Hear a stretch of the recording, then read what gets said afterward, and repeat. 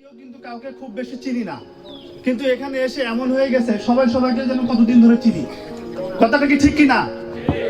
তো আসলে আমরা মার্চেন্ডাইজিং প্রফেশনে আছি, হয়তো অনেকে অন্য প্রফেশনেও আছে আমাদের এখানে।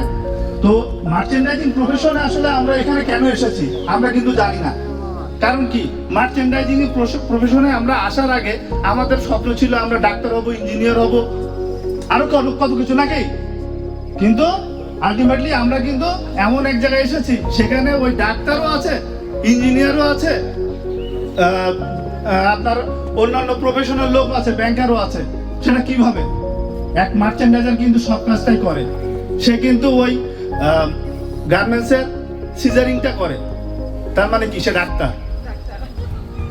ওই গার্মেন্টসেরই ওই মার্চেন্ডাইজারই কি করে, সে ওই একটা গার্মেন্টস কিভাবে তৈরি হবে সেটা পরিকল্পনা করে। সে ইঞ্জিনিয়ার, সে কিন্তু কিভাবে শিপমেন্ট দিবে, কিভাবে পরিকল্পনা করে শিপমেন্টটা ঠিক সময় মতো যাবে এটার পরিকল্পনা করে। সে কিন্তু উপার্জন করে, সেই কোম্পানির উপার্জনটা নিয়ে আসে, সে কিন্তু ব্যাংকার। তো আমরা কিন্তু, আমি ছোট করে একটা জিনিস বলতে চাই, আমরা যারা প্রফেশনে আছি তারা কিন্তু আসলে কি আমরা একসঙ্গে 5 জন চাকরি করি, সবাই কি একসঙ্গে সিইও হতে পারি?